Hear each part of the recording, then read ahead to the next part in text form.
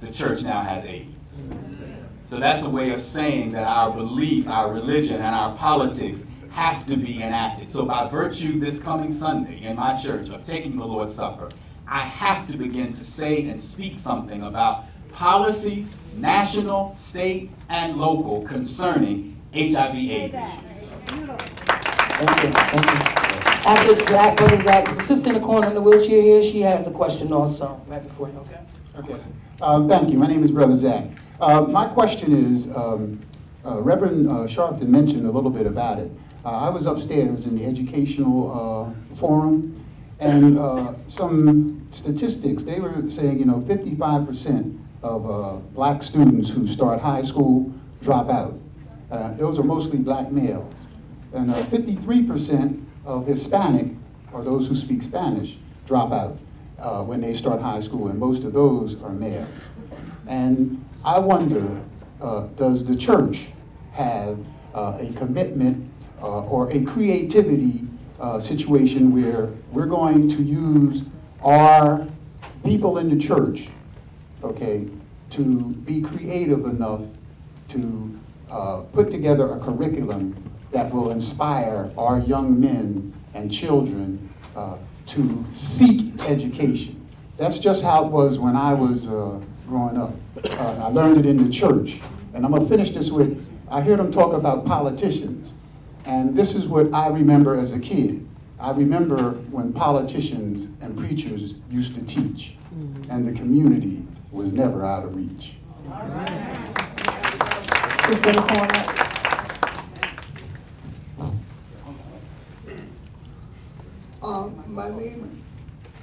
My name is Hermina Jackson. Can everybody hear me? Yes. I've been like this for many years, and it never stopped me. I belong to a church, Reverend Lucius Walker, and he's head of the Pastors for Peace. I tried to get here at a meeting today, but we welcome everybody in. I go to Reverend Youngblood's church. I go to another church, but I feel good in Reverend Lucius Walker's church, because Reverend Walker will talk to you. I can't go to a church where they're telling me that you're not trusting in God and you're not praying. I do a lot of work. I work for the church and I work for other corporations. I'm 65 years old, and I've been doing this a long time. And I'm with Reverend Sharpton because I believe in him since he was a little boy. He didn't know him, but I did. So I believe in Reverend Jackson. I'm so glad, because we cannot forget the past. Reverend Jackson since you was a little girl.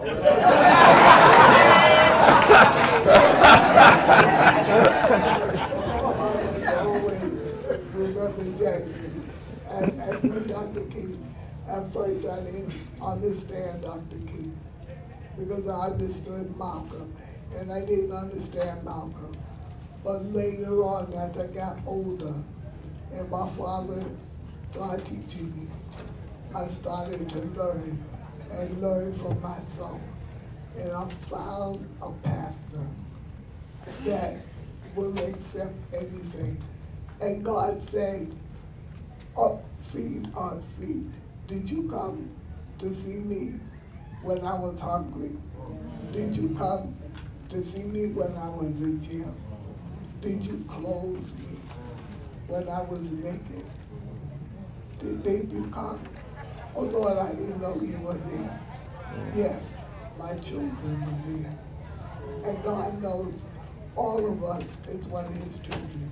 Because I know I'm one of his children. Thank you, thank you. Thank you so much. Let's do this. Help us with this.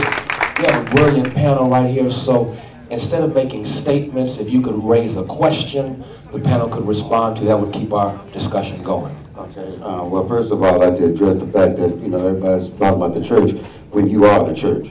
You know, those are just buildings of worship. That's number one.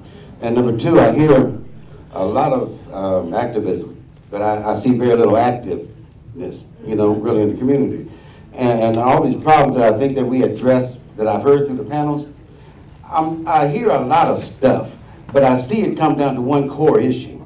I don't hear nobody speaking about how are you going to eradicate drugs from these African American communities that's causing all this mayhem and mayhem that you're speaking of. What are you going to do about, how are we going to go about, now the Attorney General is working from the top down, but how is the worship people of religion, how are you going to work from the bottom up? With that particular issue, how are we going to get drugs, cocaine, crack out of our communities? What are we going to do about that? Thank you. Anybody want to respond to that?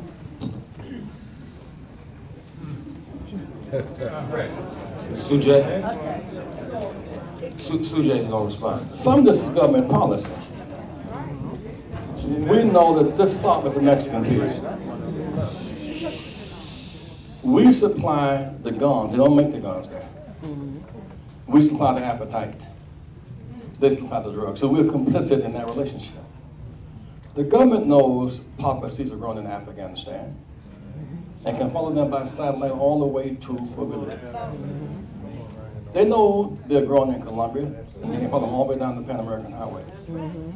So there's a great profit in the industry of the drug flow. Oh, yeah. But our appetite seals the deal. And our guns reinforce the deal. So I would urge us to listen again to the prophetic ministers. And I think this part of where Reverend Sharpton's genius comes in. We must study political nuances as we do biblical nuances.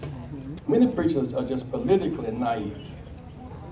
They don't study the science of politics, like they study the science of the Bible. So they get sucked in because they're out of their league too quick. So